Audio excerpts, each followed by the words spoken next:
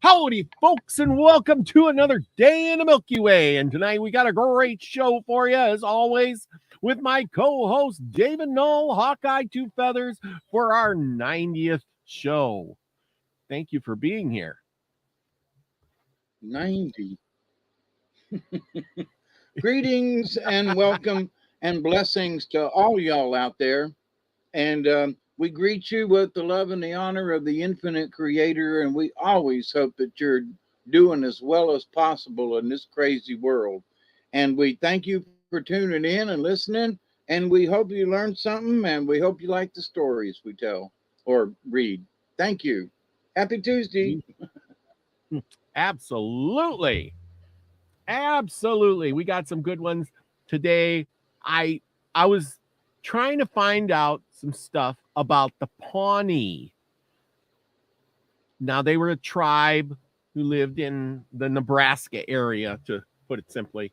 I have a map, and we will look at that and all kinds of good stuff. If I can pull this up. As soon as I do. The computer's giving me a little bit of headache today. Maybe it's because I rebooted. And this computer has had to it wanted to reboot again before we started the show, and I was like, no, we gotta wait. Oh yeah. It took an hour before it rebooted before. Yeah, I know. I hate. Oh yeah, don't do it then. Yeah, we'll hope that everything holds together tonight for whatever the reason. That's craziness right. Going on.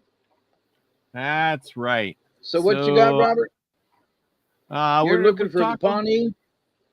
Yeah, there wasn't a whole lot out there. You know, all those Indian books that I have, and all of them I have, and I could not find anything, not one book dedicated just to the Pawnee.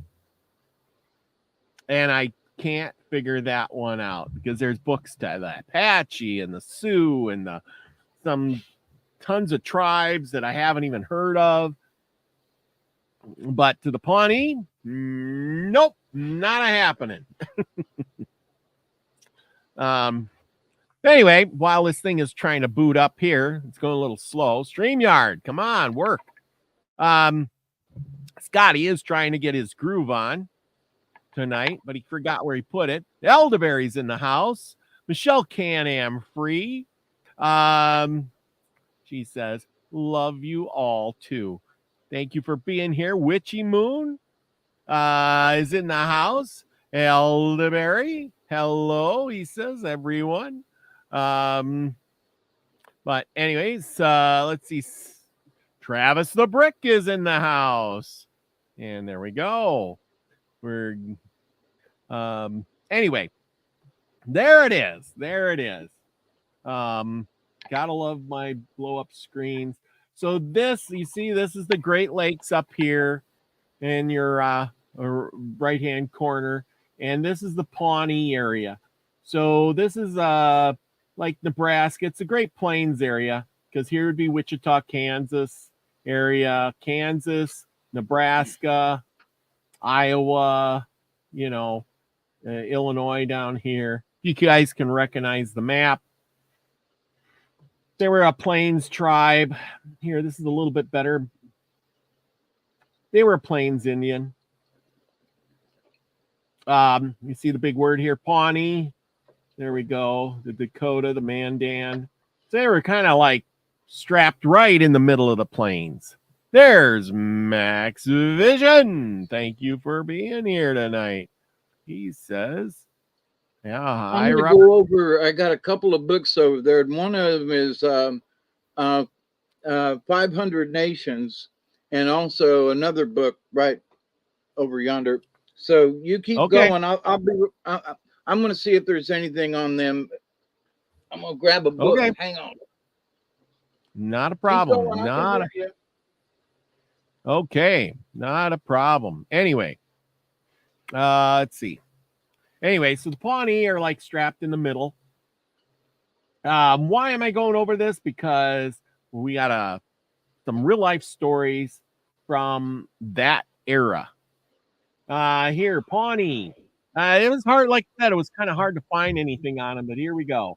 This was the Pawnee country, the last Nebraska home of the Indian Confederacy, which once numbered more than 10,000, consisting of our 4 tribes: the Skidai, the Grand Republican, the Tapage, and the Domain. Covered a large part of central Nebraska, where they lived in permanent earth lodge villages and developed an elaborate religious and social organization. The Pawnee grew corn, they made pottery, and many flint tools and weapons. Of course they did, otherwise they'd get conquered by all the other tribes. They survived mostly on buffalo for their meat and hides, and each year carried an extended hunts along the Platte and Republican rivers, where they conflicted with their other enemies, the Sioux and the other Plains Indians, of course. And in 1857, they deeded their remaining lands, with the exception of that which is Nance County, and established their villages at this site under their famous chief Petalaroso, nearly always friendly to the whites, and the Pawnee furnished scouts commanded by Major Frank North, which were colorful and effective fighting force in the Indian Wars of 1864 and through 1877. Under continued harassment by the nomadic tribes and polarized by other something with whites, the Pawnee, the numbers of prestige. In 1873, they suffered something in a battle with the Sioux in a massacre, and nearly until present-day Trenton in 1874 and 75, they something ancestral Nebraska home for the reservation of Oklahoma. Yeah, they gave it up and went to Oklahoma, people. If you were on the plains, you would have seen these people. They would have looked like this.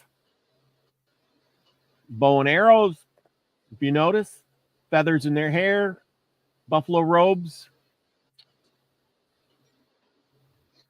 As you can see, they were there watching the white man come across the plains. And pretty much the picture is pretty authentic of what it would have looked like too. Trust me, I live out in the Dakotas, and yeah, it's pretty flat out there. Every now and then you get a little mound or a hill, and you definitely hide behind it because you don't have a tree. Since there are no trees, you would probably live in a mounded house, just like this one.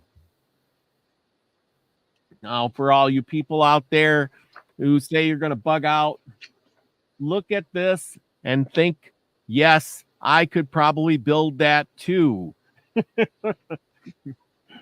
And you will have a shovel, not some bone or antler to dig all the dirt.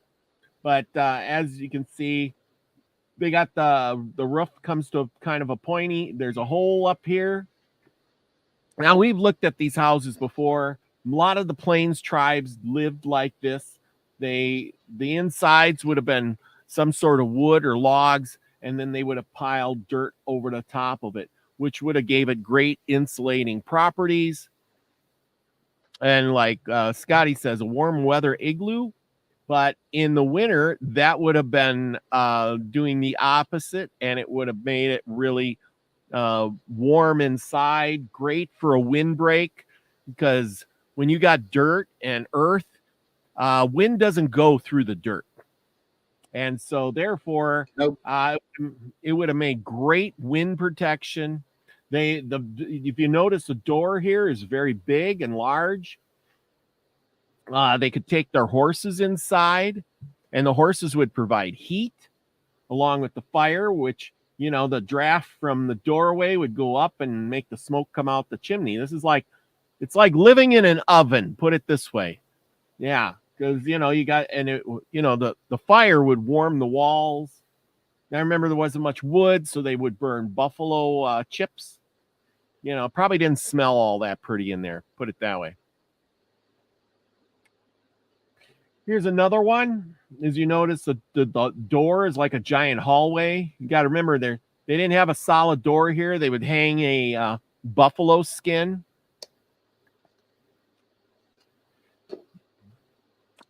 Oh, Max Vision. You got a community guidelines. Drake will be broadcasting on his alternate channel for those of you who do not have it. Here it is. Okay, everybody, go over there. Make sure you subscribe to that channel if you haven't already, and get on over there. Don't let Max down. We want to be able to go over there on a Saturday night and do some remote viewing. What'd they strike you for, Max?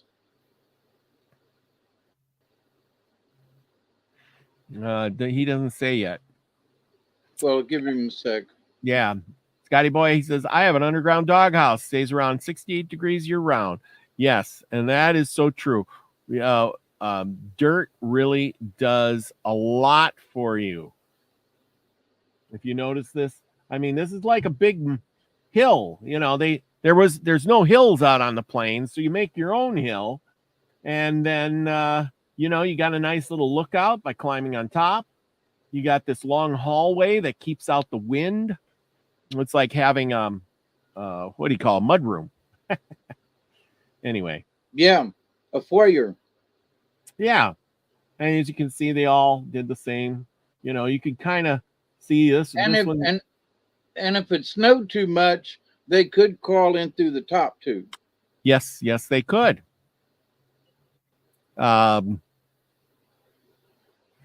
Anyway.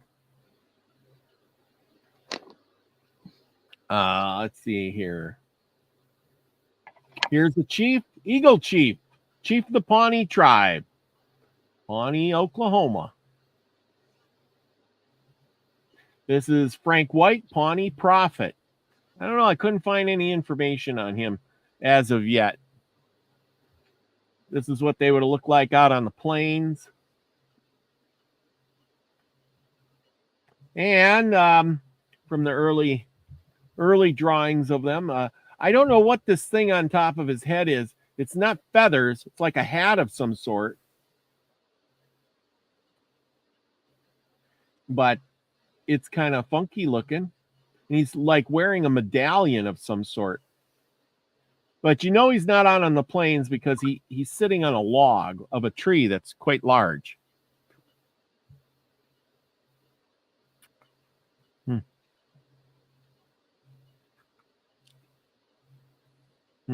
Let's see. Oh, and I think that's all I got on them.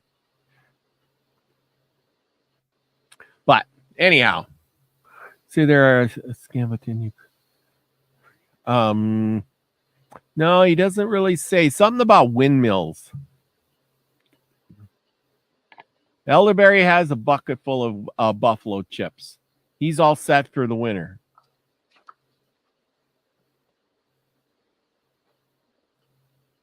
Yes, Michelle, I do. I am trying something new. I'm running this on this channel and my other channel all at the same time to see if it will work. And I guess it must be. I am so proud of myself.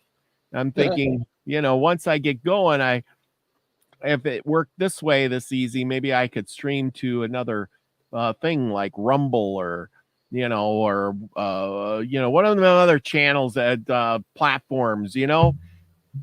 I'm really trying to grow the channel. So remember to give me a thumbs up here, like, share, subscribe, share it out. I'm trying, and my goal is to hit the 1,000 mark this year. I'm getting so close anyway. I've been doing a series as of late on improving yourself, becoming a better person, being changing the things that you do to be that person you want to be, and not being in that box and being controlled by the world around you. We need to be controlled by our own world. And we've been manipulated quite a lot. Let's see. Now, I got a story for us out of this book I got, this old book. If I can find which one it was about the Pawnee, and that's how I started out.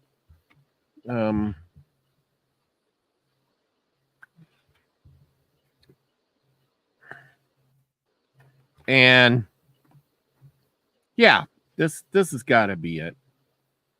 I just read this one too. Pawnees, yes, this is the one. Okay, this one didn't have a lot of killing in it.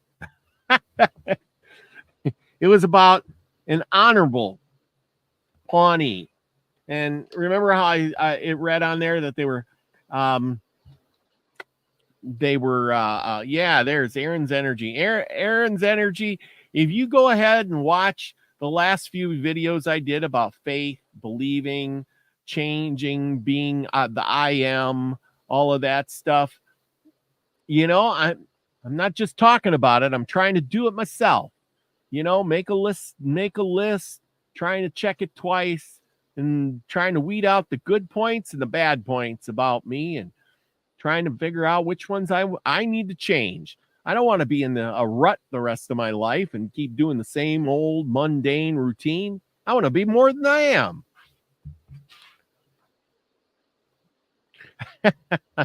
Lucky is like getting 1,000 subs is tough unless you produce trash content. I get most of my subs from trash shorts. You know what, Lucky? I'm going to prove you wrong, and I'm going to get 1,000 subs from quality content. That's what it is. I think there's a method to my madness. Okay.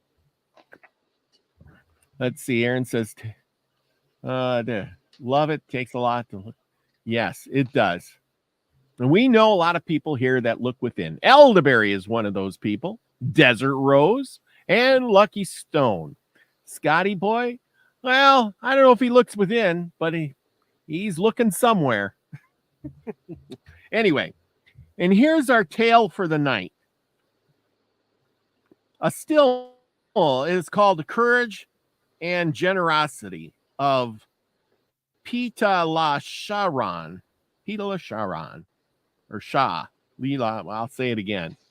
Okay, a still more honorable badge than either of the cases above cited was awarded to a Pawnee brave for his courage and generosity and humanity. Pita La Shararu was a son of La Te Lisha, an old knife, a Pawnee chief. Pita La Sharu was a brave, that is one who has greatly distinguished himself in battle and is next in importance to the chief. As the early age of 21, this young man had, by his heroic deeds, acquired for himself the rank of the bravest of braves. The savage practice of torturing and burning to death their prisoners existed in this tribe. The brave, Latali Shah, had long endeavored to put a stop to this cruel custom, but in vain. In a warlike expedition against the Itetians, I never heard of it. Itetians. It must be another tribe, but I've never heard of that tribe. So if you've heard of that tribe, let me know, because that's a new one to me. As like I said, this book is really old, and all these tribes are probably gone by now. A woman was taken prisoner, who, on their return, was doomed to suffer according to their barbarous usage. The unfortunate victim was bound to a stake, and a vast crowd was assembled on the plains to witness the shocking scene. Pita La Sharu, unobserved, had stationed 2 fleet horses at a little distance from the spot, and was now seated amongst the crowd, a silent spectator. All were now anxiously waiting for the commencement of the frightful tragedy. And the torch was already borne towards the funeral pile when, suddenly springing from his seat, the youthful brave rushed forward and, cutting the cords assured which bound the captive, with the swiftness of thought, he bore her in his arms beyond the mazed multitude. Then, placing her upon one of the horses and mounting the other himself, he bore her safely off to her friends and country. You know, that sounds something like out of a love scene or something, just like in the movies, doesn't it?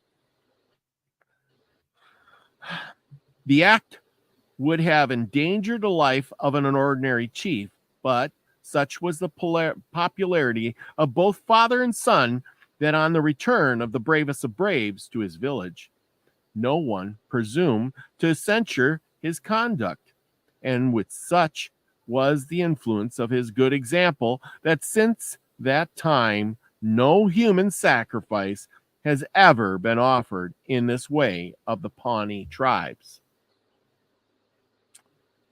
The account of this transaction being circulated at Washington during the young chief's stay there, whisked on a deputation of his nation to the American government in 1821. Now, this is real facts, people. The young ladies of Miss White's boarding school in that city, in a manner highly credible to themselves, resolved to give him some demonstration of the esteem in which they held him on account of his own brave and humane conduct. They therefore presented him with an elegant silver medal engraved with an appropriate inscription and accompanied by the following short, affectionate address. Brother, accept this token of our esteem. Always wear it for our sakes. And whenever again you have the power to save a poor woman from death or torture, think of this and of us, and fly to her relief and rescue. The Pawnee's reply was as follows.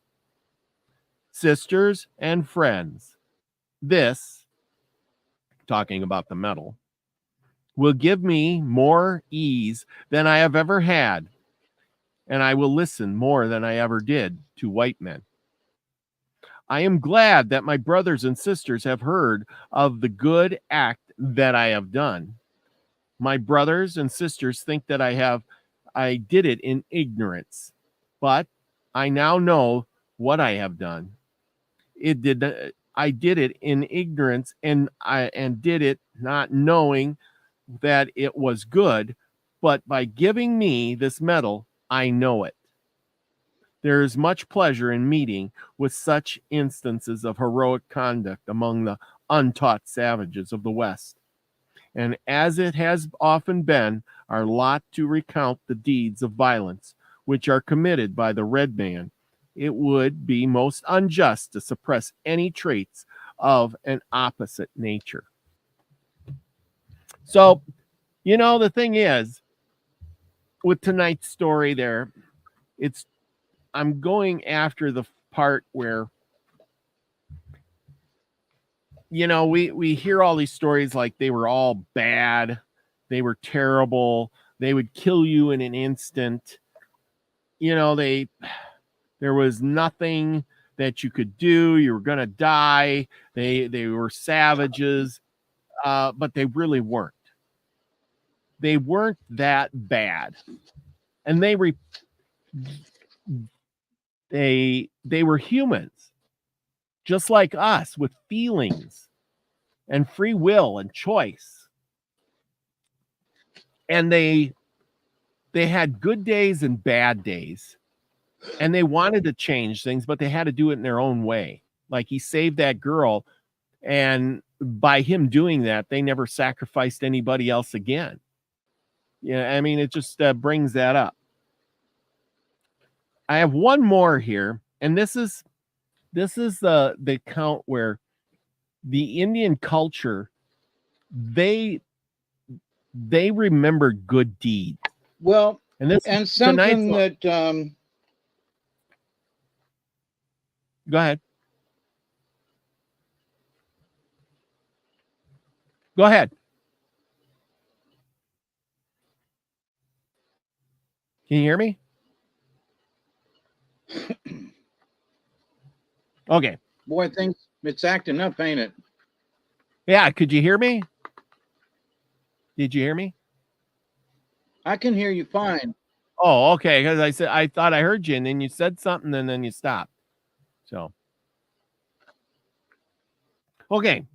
Anyway, we're talking about good deeds of the Indians tonight, and this one here is one where, you know, they weren't all takers, and if they owed you a debt, they remembered that debt, and they said they were going to pay.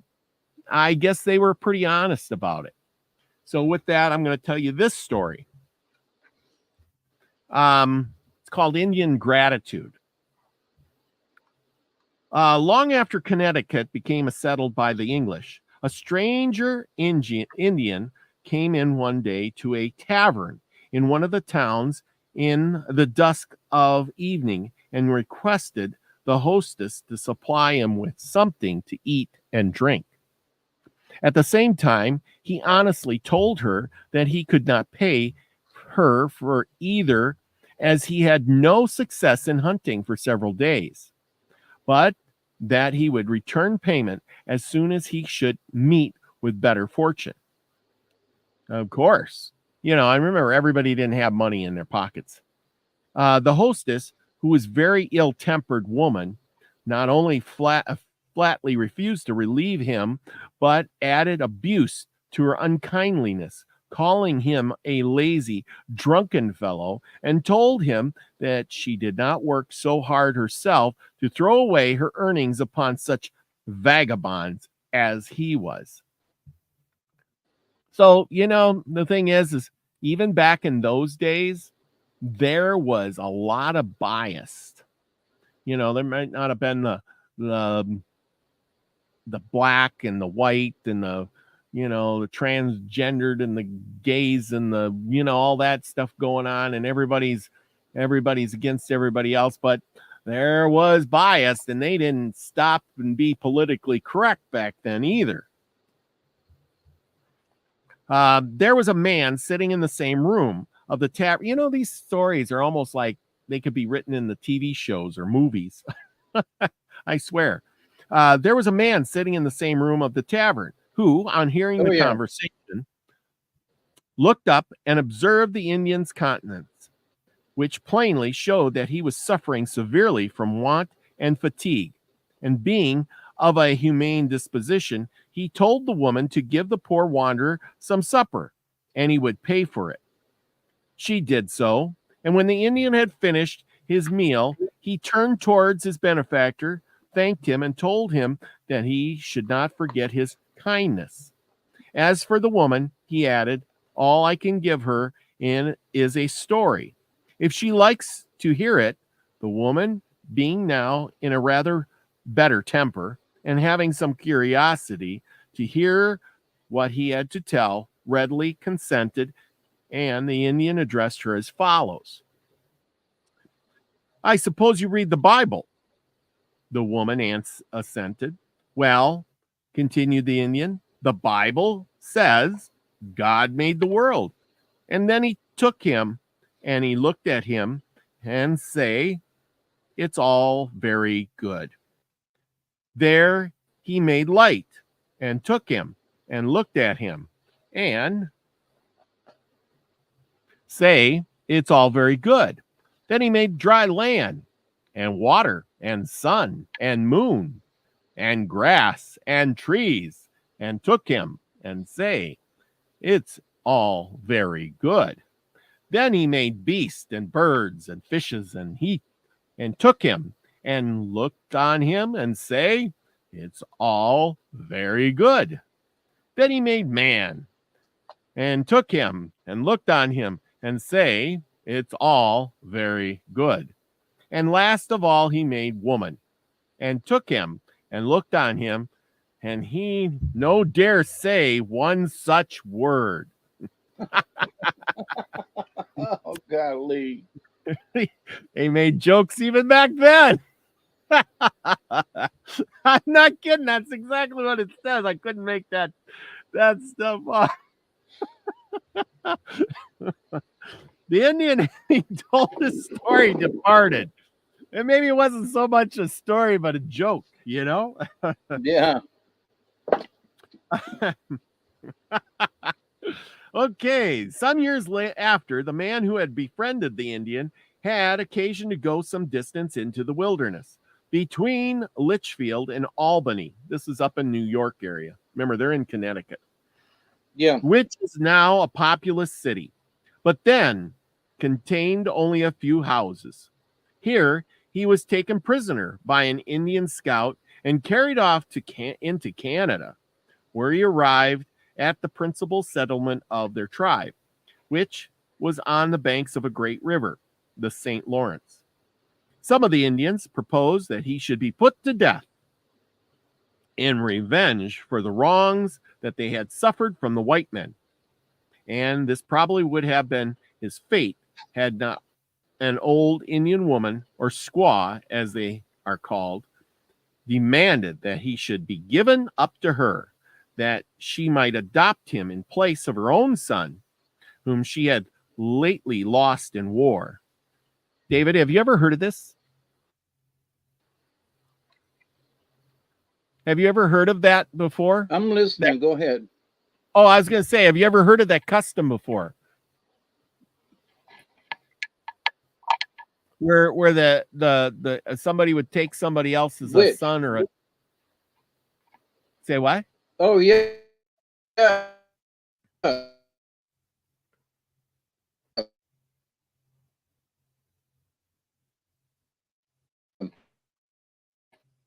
Okay, it looks like you froze up there. They adopted each other all the time. Oh, really? Okay. Okay, so that's cool. He was accordingly given to her, and as a customary under such circumstances, was henceforth treated in the same manner as her own son. In the following summer, he was one day at work in the forest by himself, felling trees. An Indian who was unknown to him came up and asked him to meet with him the following day at a certain spot which he described. The white man agreed to do so, but not without some apprehension and that mischief was intended. You know, those scoundrel Indians, they're all, you know, trying to do something, you know what I mean? Anyway, so he wasn't anyway, during the night, these fears increased to so great a degree as effectually to prevent his keeping his appointment. He was scared, you know. However, a few days after, the same Indian, finding him again at work, gravely reproved him for not keeping his promise. The man made the best excuse he could, but the Indian was not satisfied until he had again promised to meet him the next morning at the place already agreed on. Accordingly, when he arrived at the spot, he found the Indian already there, provided with 2 muskets and powder and 2 knapsacks. The Indian ordered him to take one of each and to follow him. The direction of their march was southward. The man followed without the least knowledge of what he was to do or whither he was going, but he concluded that if the Indian intended to do him harm, he would have dispatched him at the first meeting and certainly not have provided him with a musket and powder for his defense.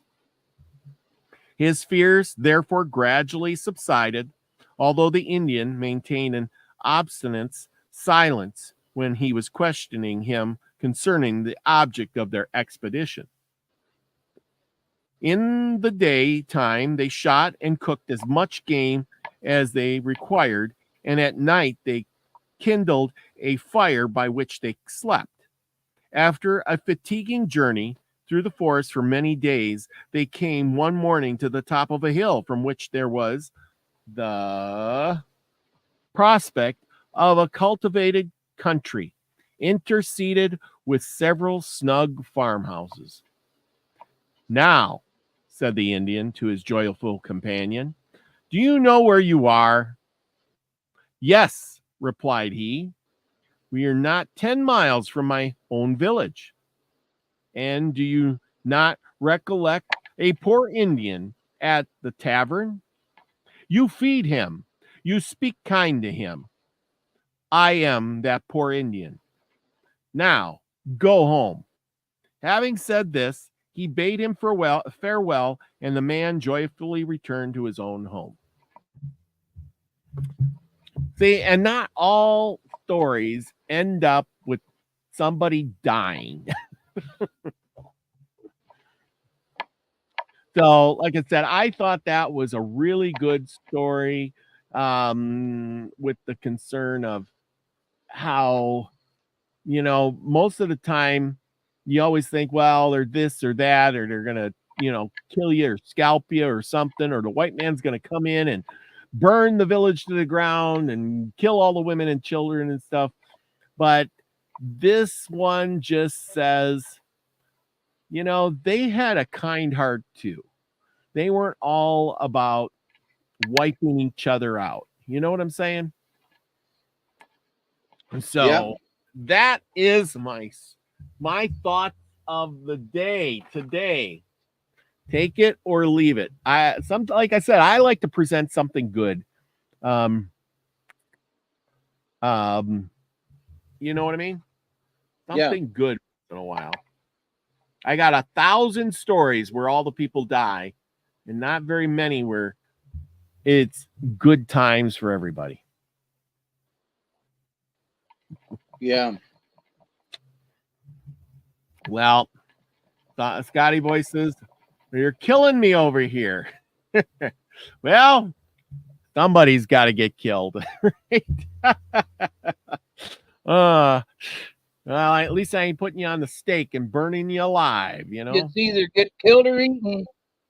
Yeah, that's true. That is true. So we learned a little bit about the Plains Indians, the Pawnee tonight, and we learned a little bit about, how good the Indians can actually be. They don't always have ill intent. And with that, we can go on. So what do you got for us tonight, David?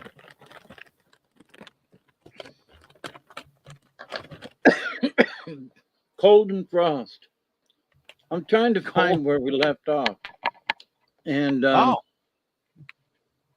since my computer got re-zapped and everything today, all of my tabs that I had saved got wiped out. Wiped out. So my shortcut was like, yeah, we were on. So y'all help me.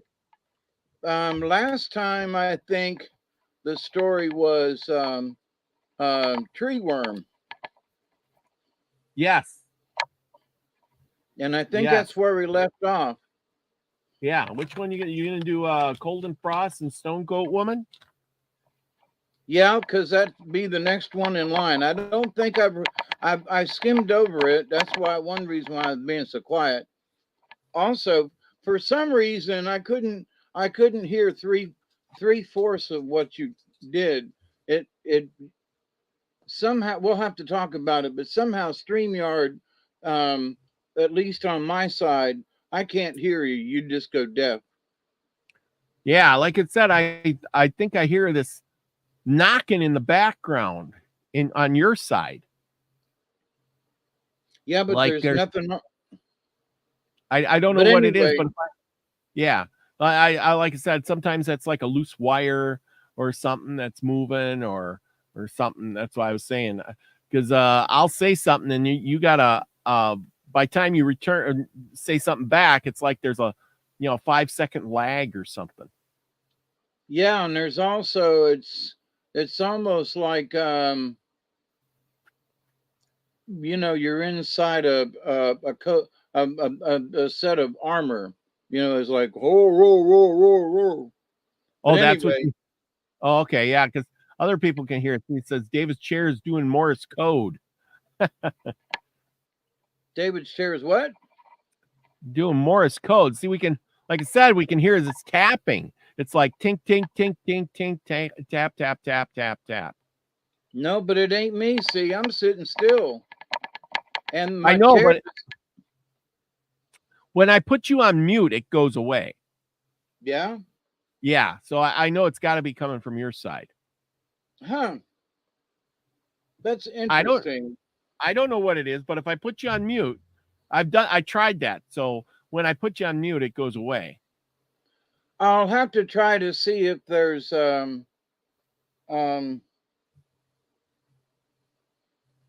one of the settings in StreamYard that I can adjust on my end. So Yeah, we'll check that out later on. Yeah, that's fine. But can everybody hear me all right? Yes, Otherwise, I can hear you fine. I can hear you.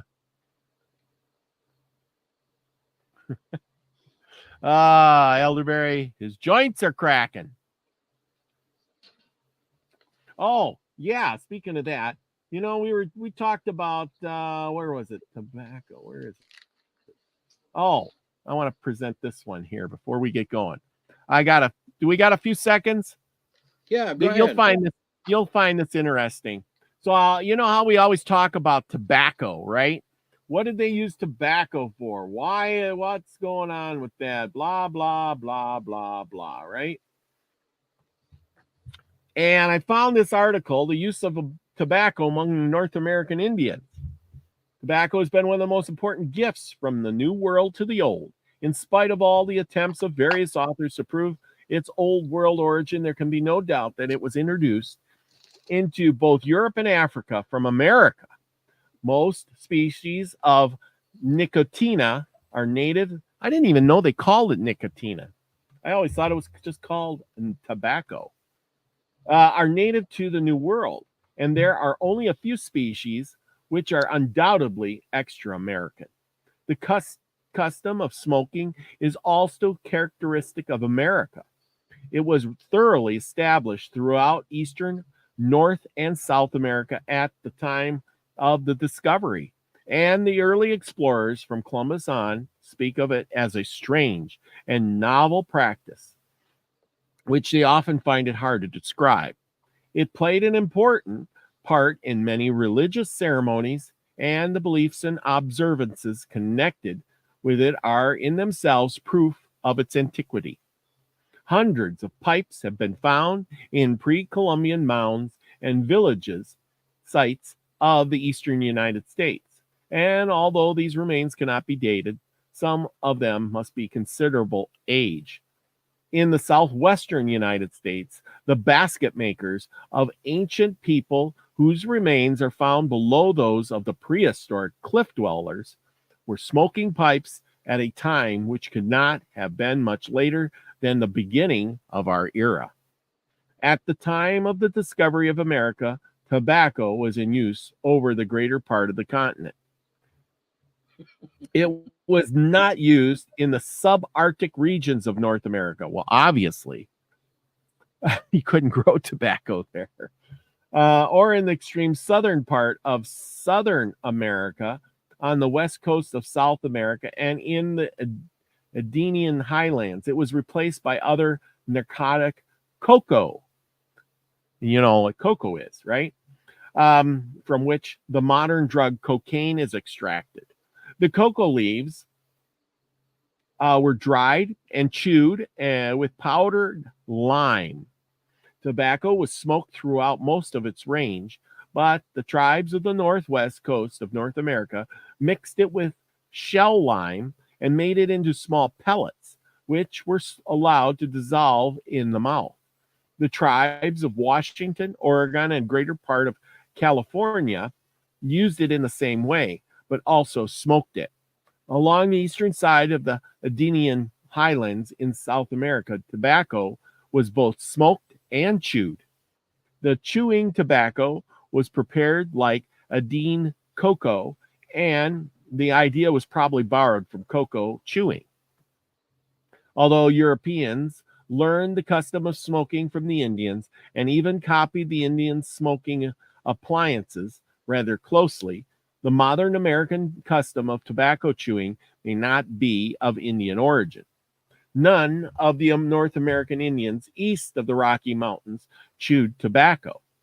And the only point at which South American tobacco chewing reached the Atlantic coast was a small region in northern Colombia.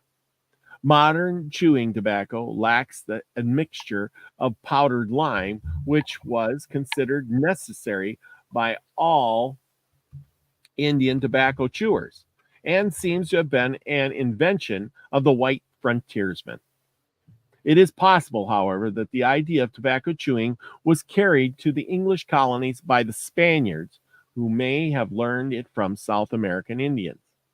The North American Indians used it at least 9 species of nicotina, most of which were cultivated Nicotina tabacum, the species to which practically all modern commercial tobaccos belong, was grown. Yeah, and there we go. There you go. That's just some pictures. Okay. Can I throw darts at that? Yeah, go ahead. Okay. Wasichu. Oh, my goodness. Oh, Wasichu. What a lie. Remember that we said and read months back that tobacco wasn't tobacco. Yes. So here are white people, and I could see some elders sitting around and listening to what you just read, and them shaking their head going, "Oh, damn, Wasichu, what an idiot," and they would look at each other and kind of grin, and shake their heads and just, "Oh, Wasichu, what a dumbass," because when they said tobacco, the white man always went back to Jamestown and tobacco and Virginia. Yep. But see, the Indian, guess what? They used the herbs and things they had in their areas. So they didn't really have tobacco. Yeah. They didn't get tobacco till the white man got here. Yeah. So, but my point about that is, so when you hear that, my friends, remember that a white man is telling the story, and his usage of the word tobacco, we have to understand they were using other stuff. They didn't have tobacco. They were using other herbs and things, and they called it tobacco. Indian tobacco ain't tobacco. Yeah. It's another herb. We also know they that smoked it. So, but to the point though, that it's white men have heard the word tobacco and have assumed they mean the type that's in this cigarette right here. That's right. Well, and here's the thing. No, just keep that in mind, y'all.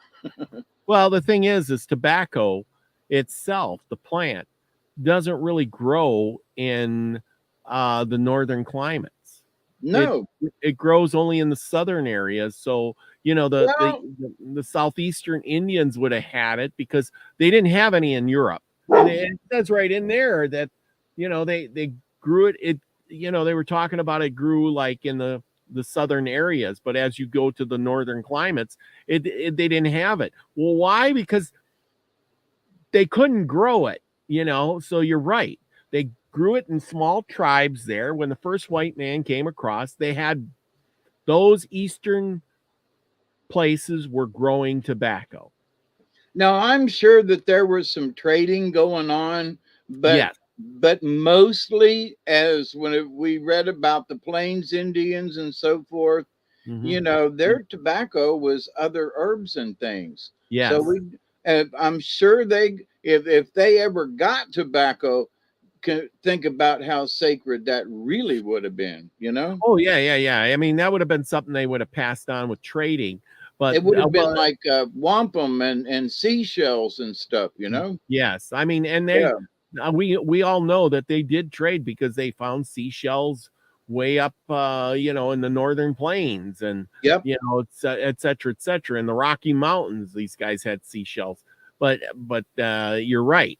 They might have traded and had some, but on a vast quantity of that stuff, probably No. not. And a lot of these tribes were not cultivators of the soil either.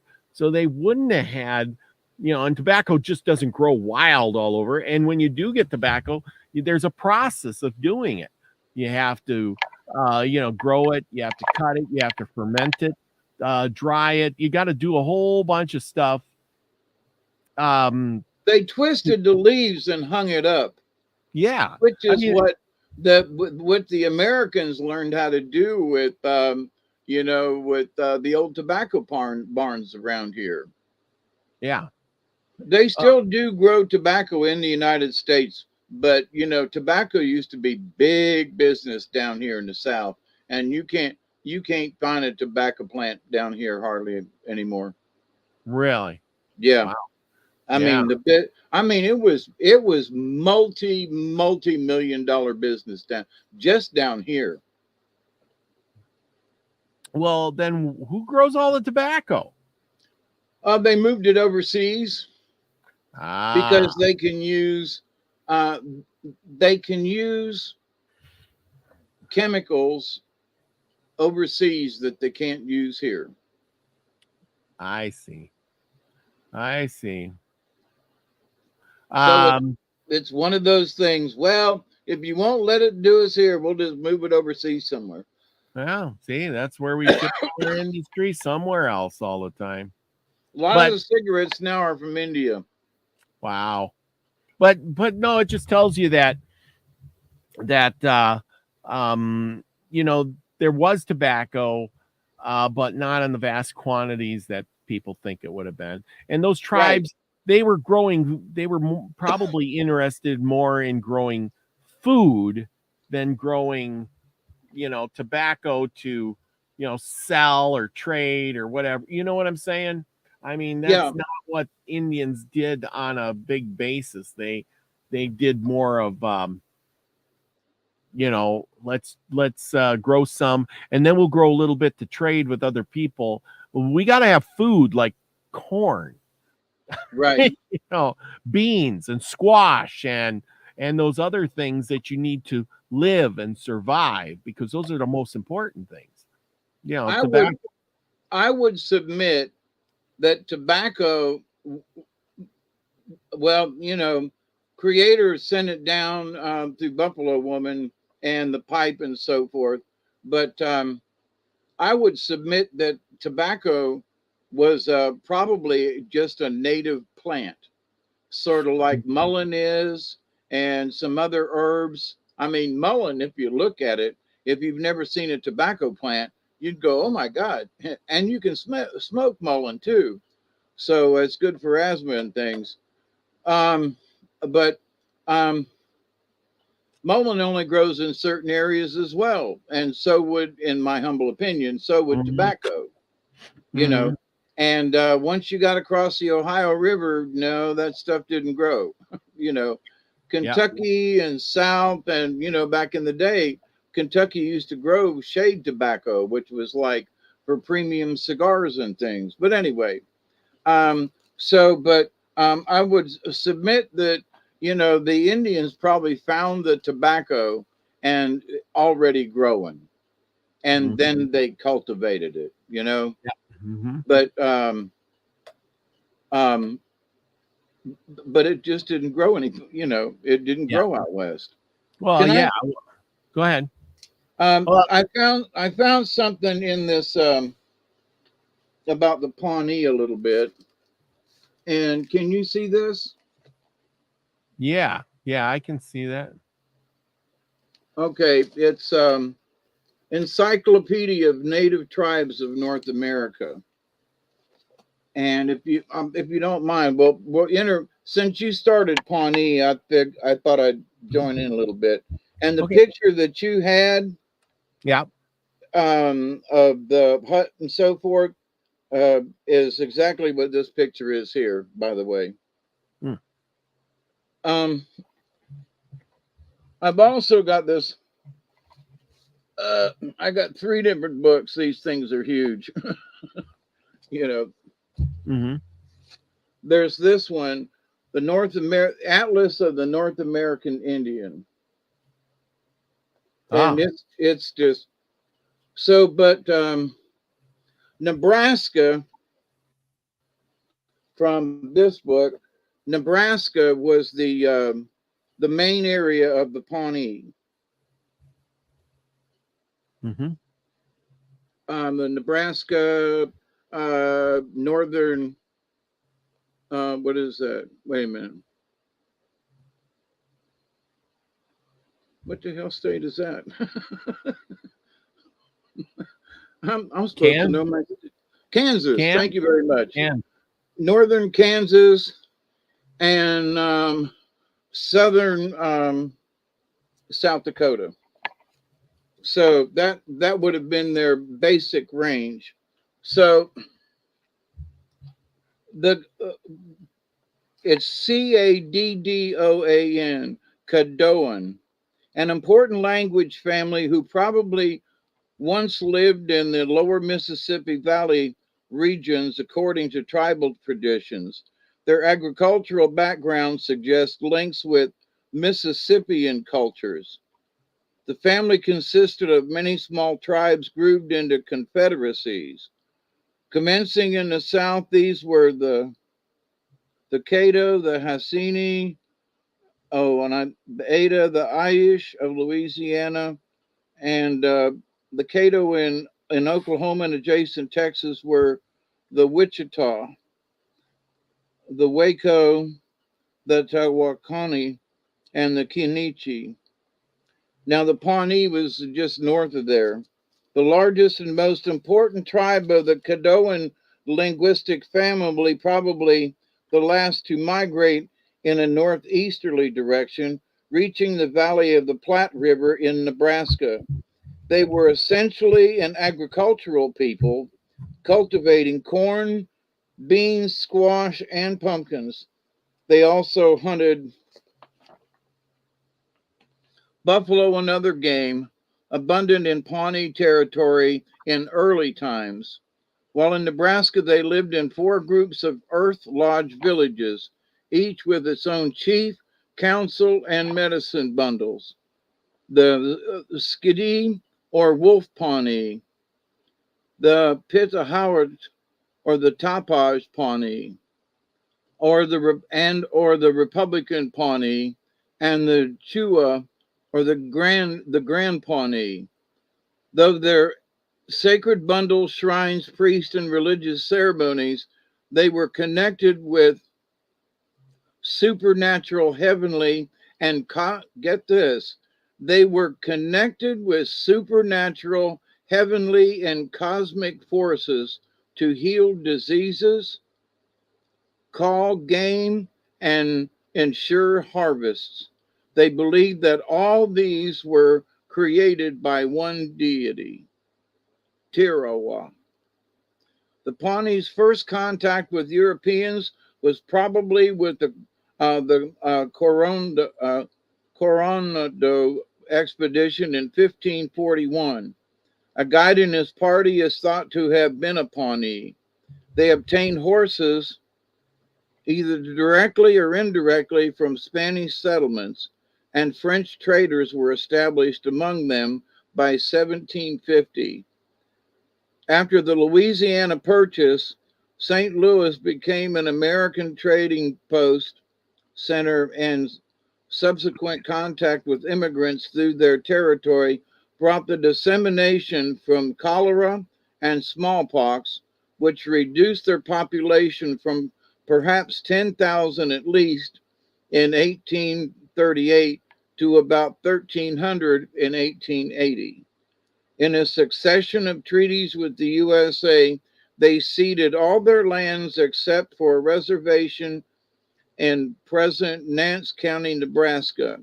But in 1874 and 6, all four bands moved to Indian Territory, where an agency and reservation was established below the Arkansas River, adjoining the Osage. However, their surplus lands, after the infamous allotments were completed, were opened to white settlement in 1893. Pawnee rural descendants still live in and around Pawnee and Skidee, Pawnee County in Oklahoma.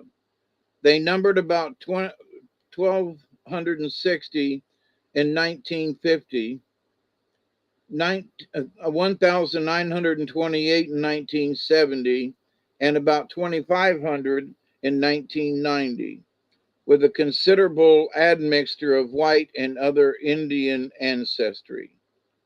They still sponsor the Pawnee Homecoming Powwow each summer, to which other tribes are invited and to which Pawnee men serving with the U.S. Army often return, a military tradition which goes back to the 19th century.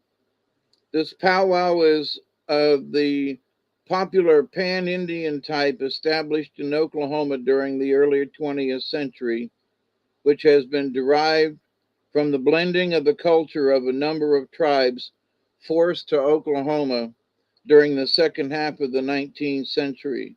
The songs and dances are based on old Ponca, Kaw, and Osage forms, in turn influenced by warrior society rituals of the Omaha, the Sauk, and Fox, which are known as Hethuska or Inooska. Subsequently modified in form, dance, and dress, the Oklahoma powwow has become a highly successful social function which has spread far beyond the tribes who developed it. I thought that was interesting to throw in there since you brought it up. Yeah, and I brought up the map here so you could actually see what you're talking about. Well, I thought that was pretty cool because we did a couple weeks ago. We talked about the Arapaho. Yeah, and yeah, so that's pretty cool. That is pretty cool. Yeah, and so you didn't hear of the Pawnee going on a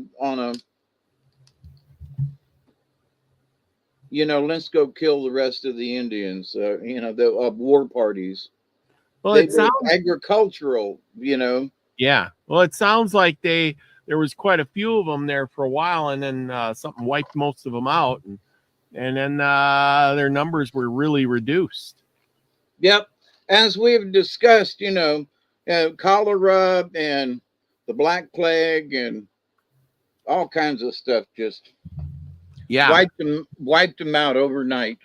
Yeah, they were from what you said, 16,000 to like 1,500.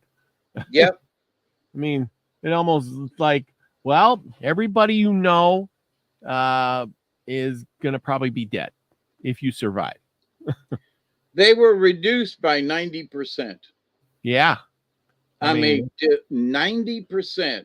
And so there's 10 people and 9 of them are gone. Well, the thing is too is even after they were reduced that 90%, like you were reading the census in 1990, by that time they've only recovered to like 2,500. Yeah, they've only recovered another 10 or 15%. Yeah, after all this time. It makes you wonder, on a grand scale of things, if there was some kind of cataclysm or disease that wiped us out right now, and we went from the 8.5 billion to like 850,000 or a million or 850,000 or something like that, how long would it take the human civilization to recoup itself. Yeah, but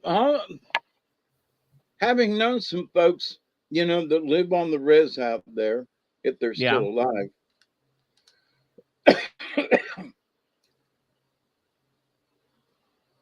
because of the small numbers, number one, to have recovery, there was little choice for them to choose from within the different tribal communities. Yeah. And so many of the women were picked up by men.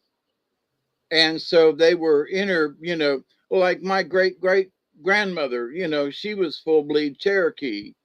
And then my great grandmother was half, and so was my grandmother. They were half Cherokee from Kentucky and Virginia area.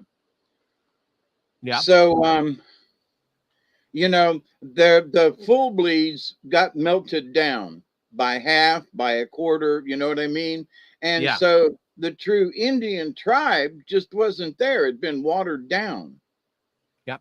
And so the tribe itself couldn't recoup because it had been basically consumed or absorbed by the white people. The families were broken up, the children sent to schools. Oh, we're going to teach your kids. And yeah, but you're going to separate them from the family. And that was a big deal. And so having known some folks now, on the res, it's a third world country. You go to the place and folks are living in concrete block houses with sometimes no windows and just stuff hanging over. I mean, and that's in South Dakota. It gets cold up yonder. So as as you well know, my friend. Yeah. But it was cold in the summer when I was out there that year.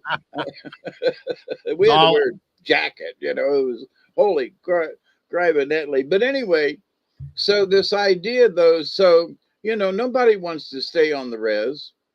There's nothing that, all the elders talk about, but you must stay because of tradition.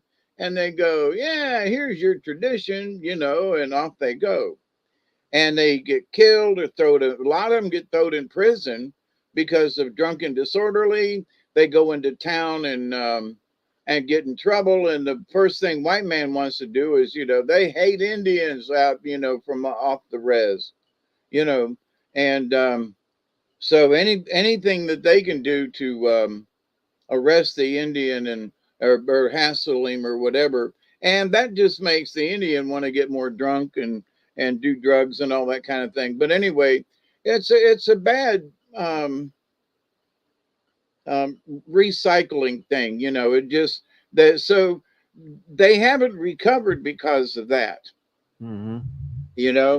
Stipulations, and they just haven't had the opportunity. But now down in Oklahoma, there are a lot of Cherokee and folks and Osage Indians, and because they're still in that area after the Trail of Tears, they might be semi-Indian, because they've been watered down, but they still have a lot of traditions. Thus, the powwow in Oklahoma every year.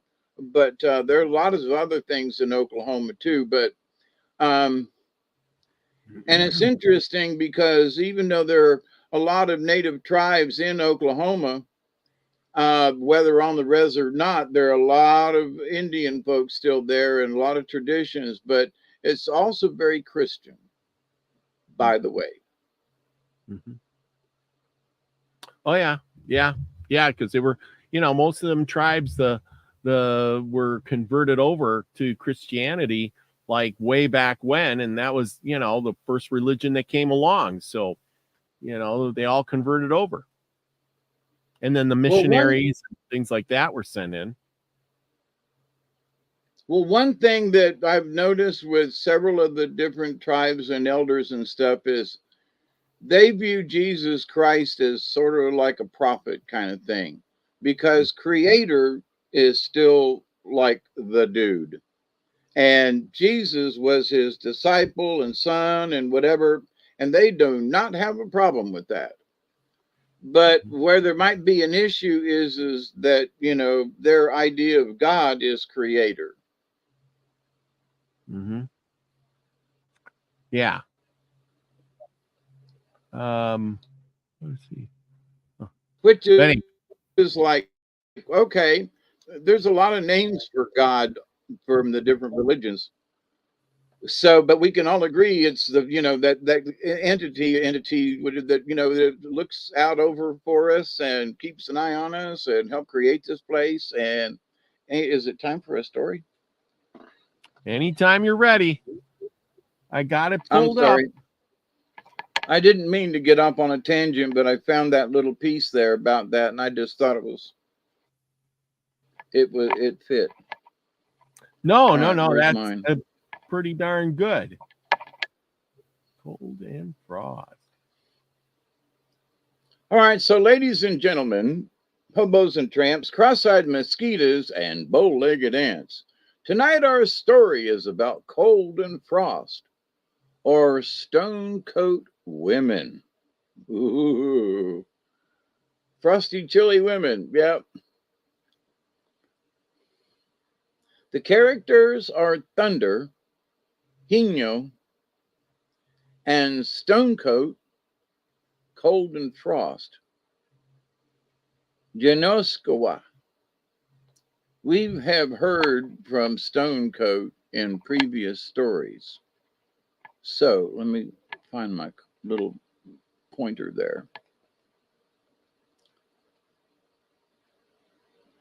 Thunder and Stonecoat, Cold and Frost, or Stonecoat women.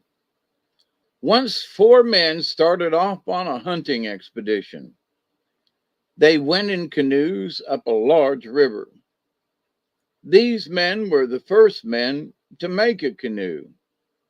When the chief of the party said, "We will land at Kingfisher's place," the men were glad, for they had been out a number of days.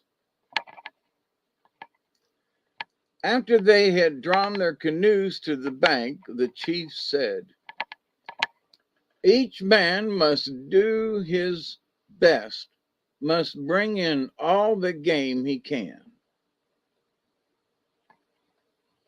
The next morning, the chief asked the sun, the moon, and the stars to help them and give them success in getting game.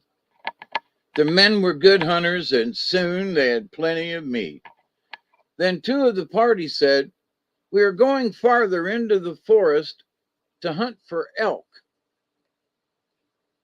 "You must be careful," said the old man, "and not go too far away from a trail. Something might happen." One of the men was stubborn. He always wanted his own way.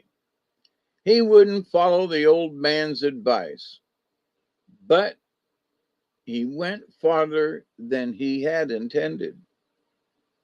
When night came, all the party returned to camp except the stubborn man. And as they gathered around the fire, they talked of him and said he must have gone far into the forest.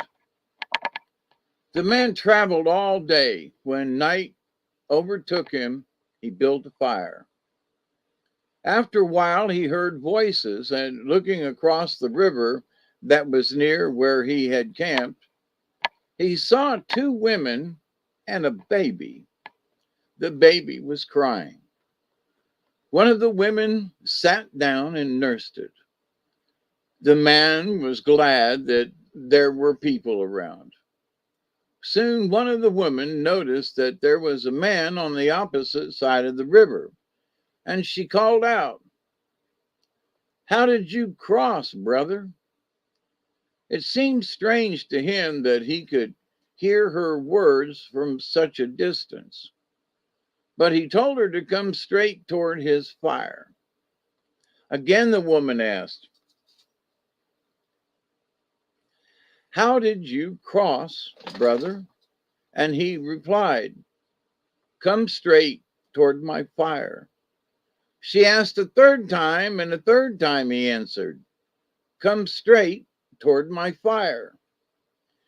He began to be frightened began to think that maybe they were stone coats, though they looked like women. The younger woman asked, "Can we stay all night by your fire?" "If you come over, you may stay by my fire," answered the man. Looking sharply at the women, he knew now that they were not human beings. One said to the other, "If we go higher up, we may find a place to cross." And they started. Soon they came to the log where the man had crossed. When he saw them coming, he ran some distance downstream, crossed at a ford, and went to a point opposite his fire. When they came to his fire and saw that he was where they had been, one called out, "Why did you run away from us? Nothing will happen to you. Come back, we won't harm you." One of the women picked up his tomahawk and drew her finger along the edge of it. "I wonder if this would take a person's life," she said. "Yes," called the man. "It would take anyone's life. Put it down." She laid it down. They urged him to come to the fire. When he refused, they were angry and were determined to get at him. They started for the crossing, saying, "Wait where you are till we come over." "Very well," answered the man. But when he saw them crossing, he ran to the ford, and when they reached the place where he had been, he was on the opposite side by the fire. The women couldn't walk side by side. One followed the other. The younger woman carried the baby. When they saw the man standing by his fire, the elder woman called to him, "A time will come when I will get at you." "You kill people," said the man. "You are not able to kill anyone," replied the woman. "I'll show you what I can do," said the man. He drew his tomahawk and struck a rock. Great pieces split off. "I think he can kill us," said the woman. Picking up his bow, the man aimed at a tree. The arrow went straight to the mark. The woman, seeing his skill, was astonished and thought, "He is a man to be feared. That man must be Hino, thunder," said the younger woman. "He is dodging around," said the elder, "but I will kill him." She was angry because he tried to keep away from them. When the man saw the woman recrossing the river, he went into the river and under the water. They couldn't see him. He stayed in the river till daylight. Then he started off toward the camp where his companions were. He was a swift runner. But about midday, he heard a voice say, "Now I have caught you." When he knew that the women were behind him, he did his best, but his strength was failing. Finding he couldn't escape by running, he climbed a tree. He had just reached a place in the thick of the branches when the elder woman came and stood under the tree. Her daughter, who was carrying the child, ran up. The mother nursed the child, then said, "We must hurry. and overtake him. Stonecoats, because of their clothing, couldn't look up. So the women didn't see the man. When she wanted to know how far away he was, she took a tiny finger out of her bosom and put it in the palm of her hand.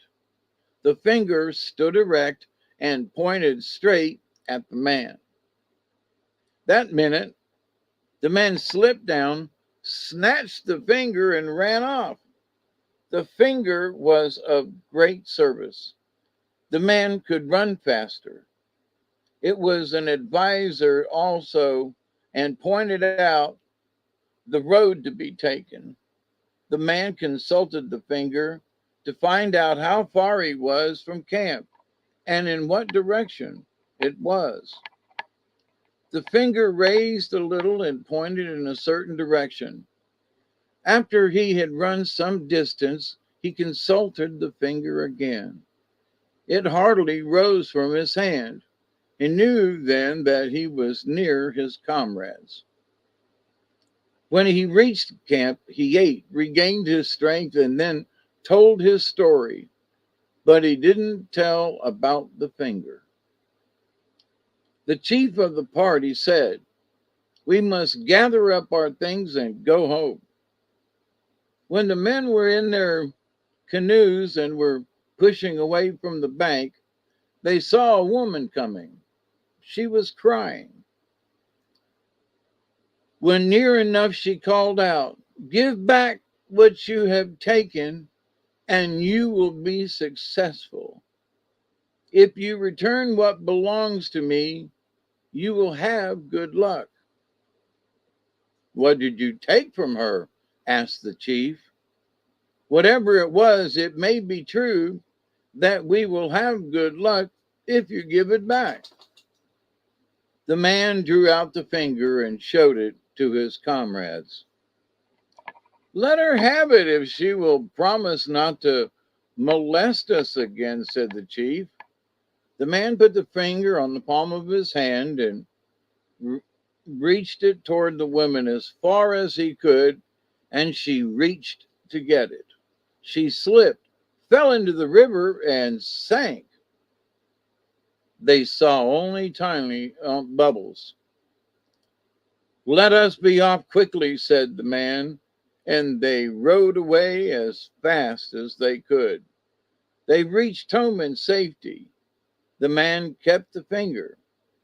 He became very expert in hunting, for he always consulted the finger. When he put it on his palm and asked where game was, it rose and pointed in the direction the animal would be found. And as long as the man lived, he had a supply of all things good to eat.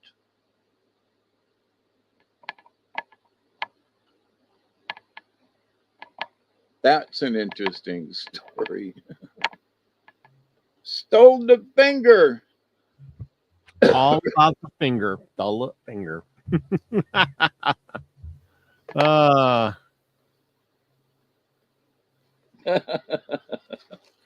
well, that's the way it goes. And we never know. And some of those stories, the stone coats, they were the giants, right? Oh no, that's the man eaters. Yeah. But anyway, they weren't nice. And one Nope. was always trying to get at the other. Mm-hmm. Yep. So, there we go. Good story. I love it.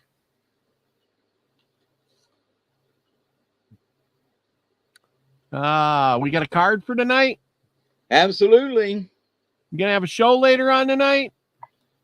I don't know. I would like to, but I'm really tired. I'd probably fall asleep. Yeah. Next week, it's going to be the Ganyo Gawa. Mm-hmm. Ooh.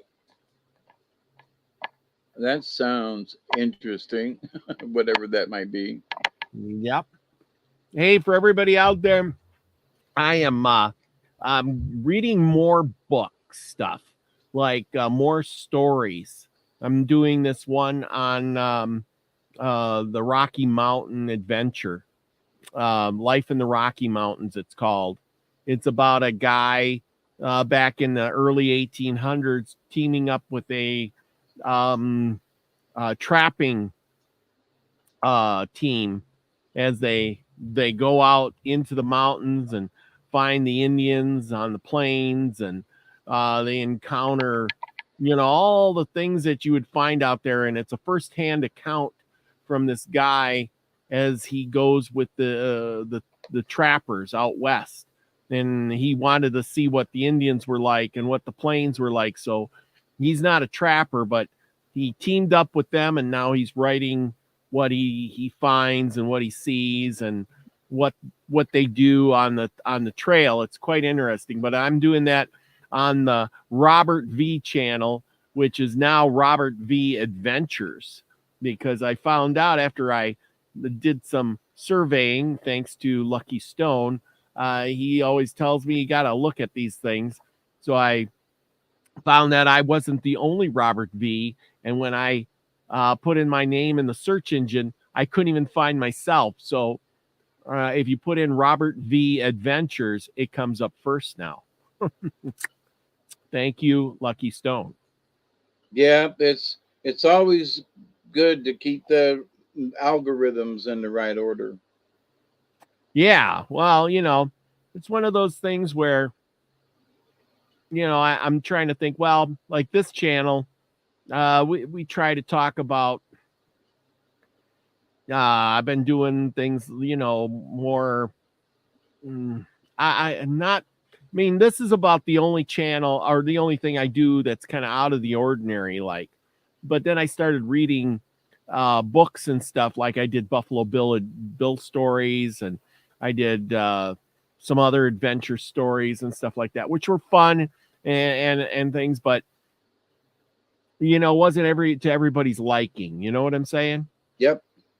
So it's like, well, I'm going to get off of that. And I really enjoy the stories. And if I'm reading them, you know, I'm thinking other people like them. Yes, Scotty. Robert V with an A, adventure. Yeah. But anyway, the thing is if you want to hear the stories, things like that, I got plenty of these books, and I thought, you know, I gotta start sharing them. So that's where I'm going to share them at, is on the Robert V Adventures, plus all my other personal stuff that I get on there, like, you know, going to find a car, or maybe the chickens, or, you know, the horses or whatever. So anyway, and yes, I still have the news, but I haven't done much news lately. But there's a bunch of news coming up, so maybe I will. I'm a busy guy. Got to work too, you know. I read Anyway, the news. that's what's going on. Yeah, I'll post that link in the Porcupine is innocence.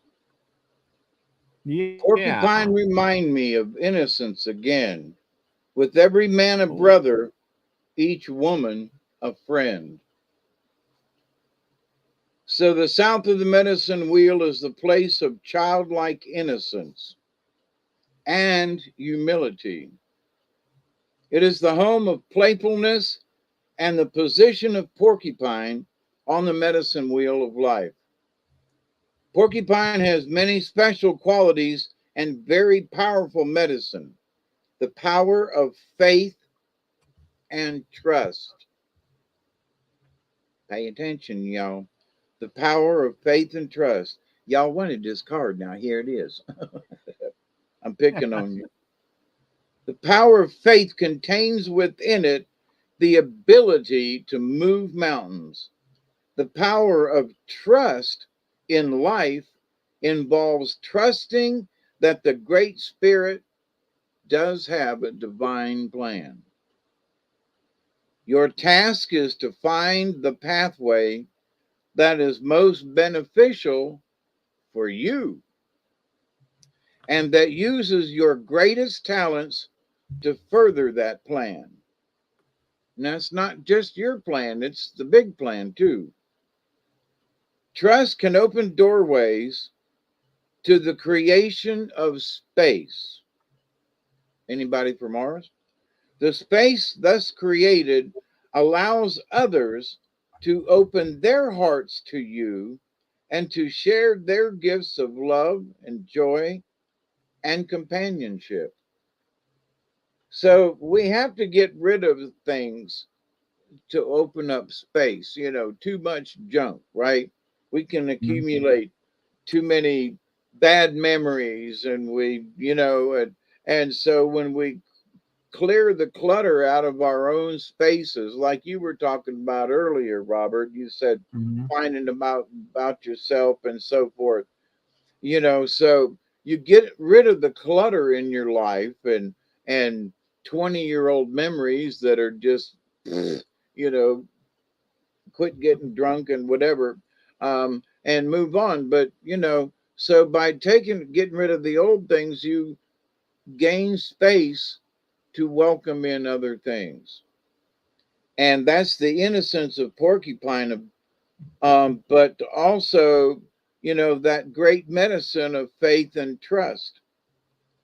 Through Mhm. understanding the basic nature of this animal, you may come to understand your own need for trust and faith for becoming like a child again. In today's society, this is a needed reminder to honor the wonder of life and the appreciation of each new day as an adventure of discovery. And yet, folks, oh God, it's another day. Oh God, it's only Tuesday. We got 4 or 5. Holy crap. Oh, you know. So,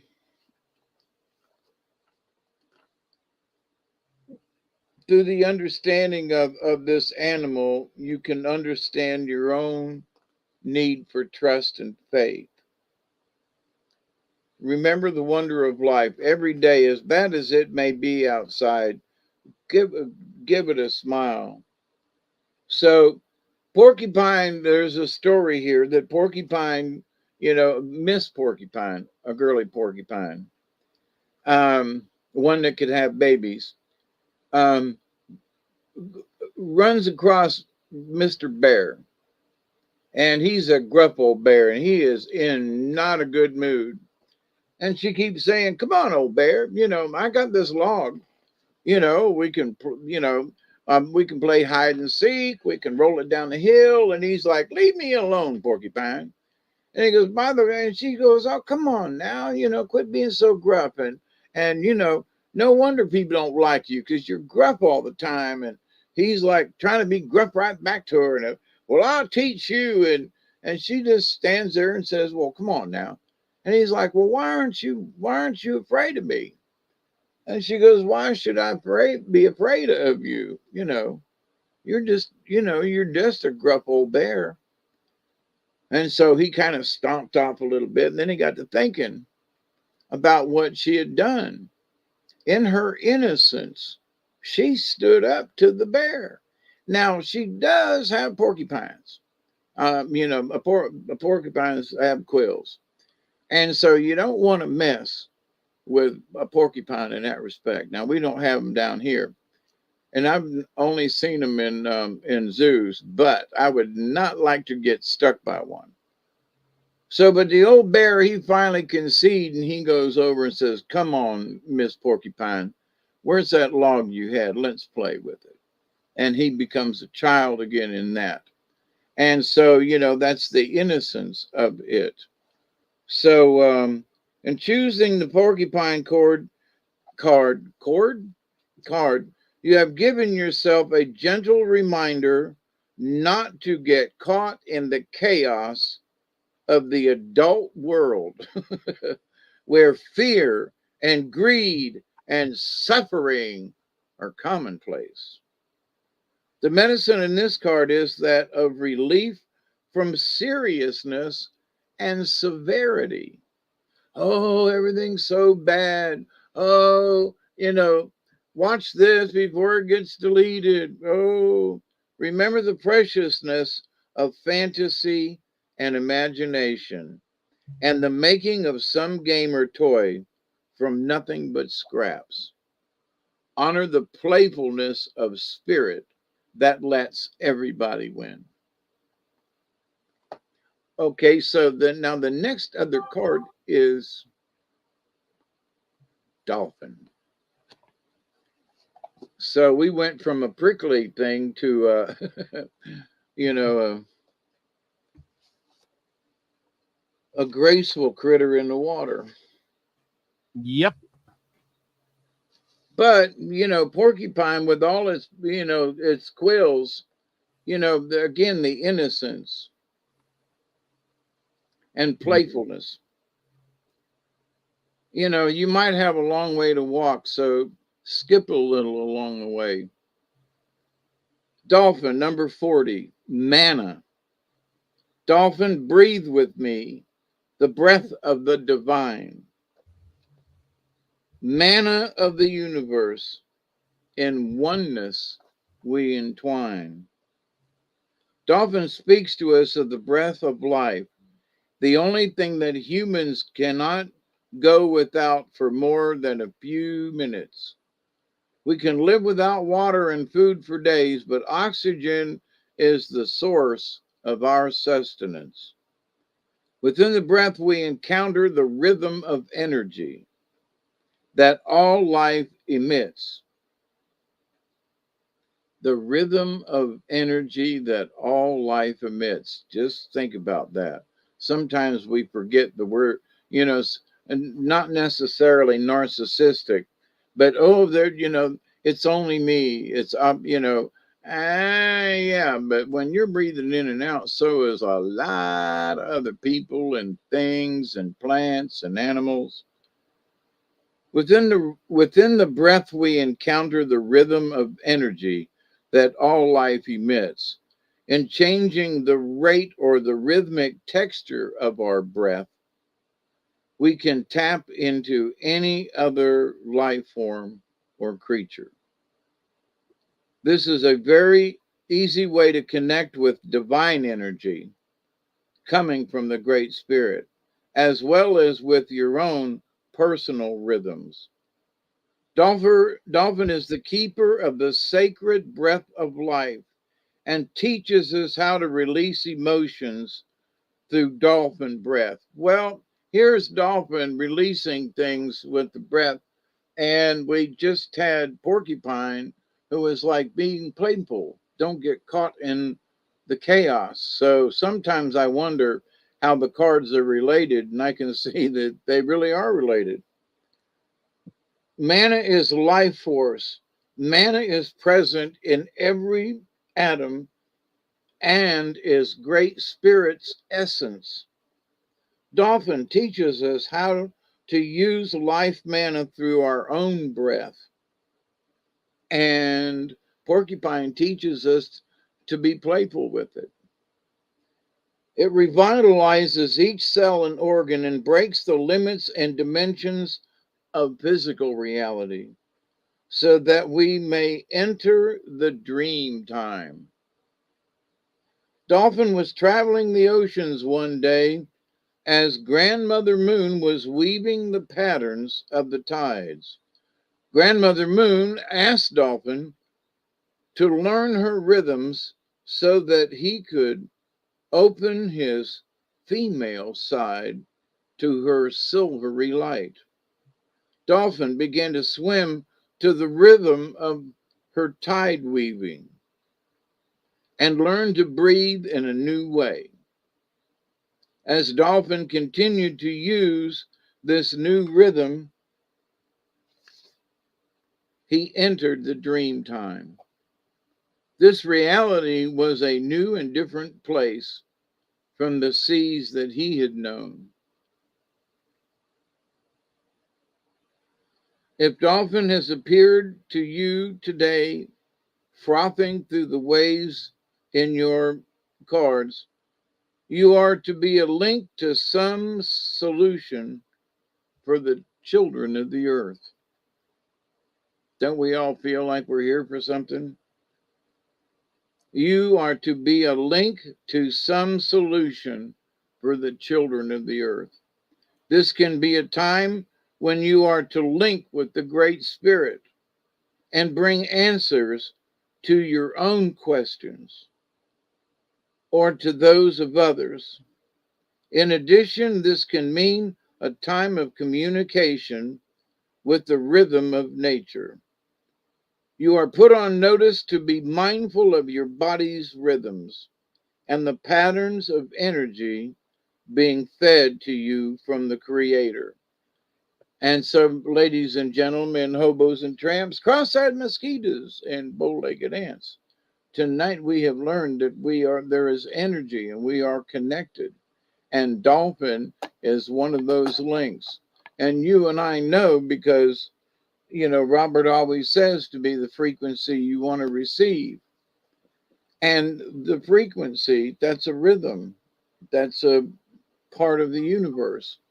So we all need to learn, as we have learned to be with each other here on this channel and in the chat, y'all have learned how to be of the right frequency with each other.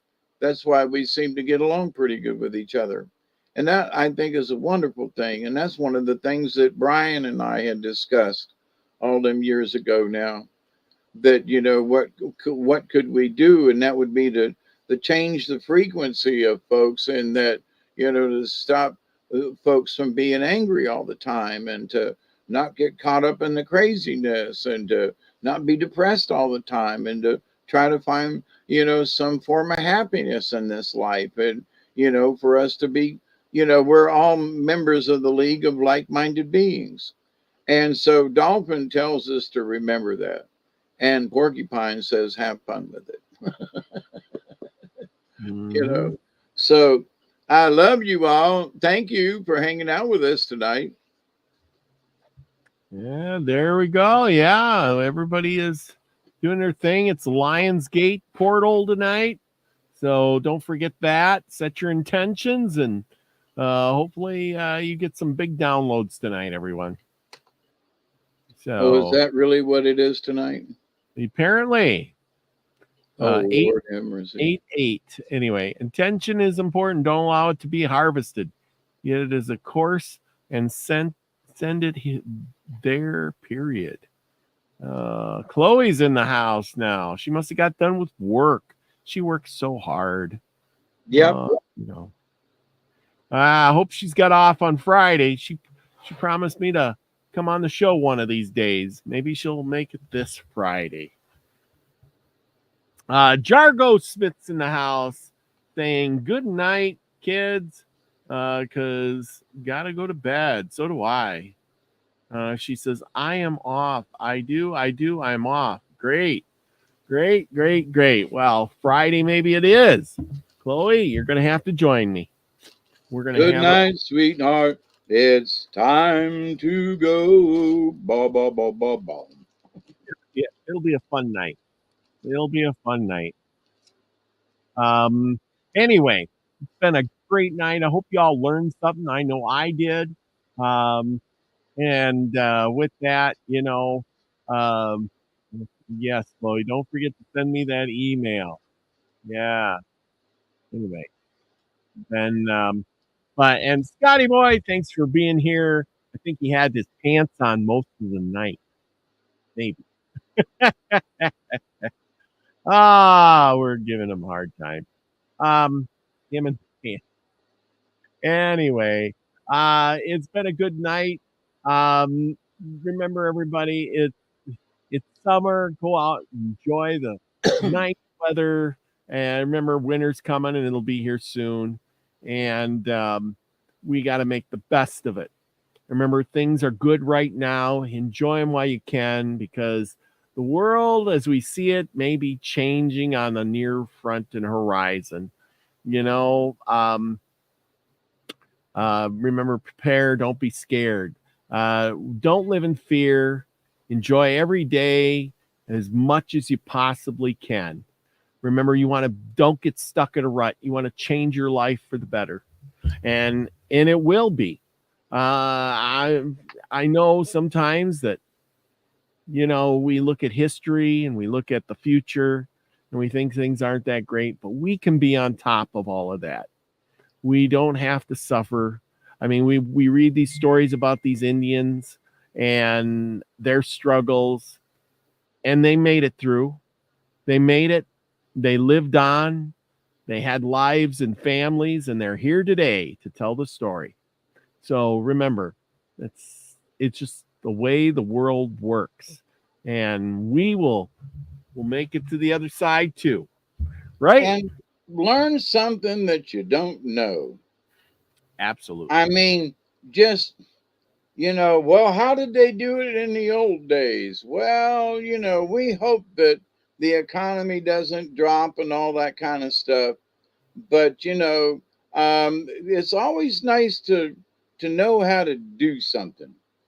So, if you're bored and sitting around, and if you're playing one of them damn silly games that ain't getting you nowhere, learn something. Go out on the internet and learn something. Just That's right. pick something. There was I saw an interview today. It was an older one, but young college kid arguing about how third world countries, and if you buy it at Walmart, it's all slave labor, and one of these showing up the type of folk. And the interviewer was like, but wait a minute now, where did you get that, wool cap on? Well, I bought it at the store. Well, but then that means that some third world country made it, you bought it, so you just contributed to that which you are complaining about. And she was like, oh yeah, but I have to buy, I have to buy it because there is no other, solution to it. And he said, back in the day, people made their own hats. Back in the day, people took yarn and made their own socks, and they still crochet and knit. And so she was like all upset about it. Was like, "Oh, what do you mean?" And I had to buy it at Walmart, and well, you could have made it yourself, And she got in a tizzy, but it's something like that. That it's like, okay, so teach yourself something. Well, I don't know how I would do it. Well, blah blah blah. Ask the creator. Oh, something else too, that came across my Zoom radar the other day. Remember, there are folks who talk about the Akashic record. Okay. Keep in mind that each one of us has our own Akashic record. Okay. So there are folks out there who are like, oh, the Akashic record. No, no, no, no, no, no, no, no, no. No. It's split up. There's the Orion group, there's the Dog Star group, there's the this group, there's the that group. No, no, no, no, no. The Akashic records are are kind of sort of personal in that it relates to our family lineage. So if somebody's from Scotland and somebody's from South America, they don't have the same Akashic record because they're from different countries. Okay. Mm. It's as simple as that. So I know that there are a lot of folks that I've heard conversation and people, and I have a tendency to really probably PO some people. But yes, there are Akashic records, but mine is different from Robert's. Ours might be similar. We might have some traits in a previous life because we feel like we're brothers, and maybe we were. So we might have some similarities, but that doesn't mean that his records and my records are the same. It's not. I agree. So, my dear friends, don't get caught up in listening to folks talk about the Akashic records. Yeah, yeah, yeah. Okay, but then there's your Akashic records. Yeah, Be your own sweet. personal. All right, everyone. With that, remember, go out and do something nice for somebody else, maybe even for yourself. Like David says, learn something new. And with that, remember the most important thing, go out and be the frequency you want to receive, everyone. Love you all. Peace, everybody. Cheers.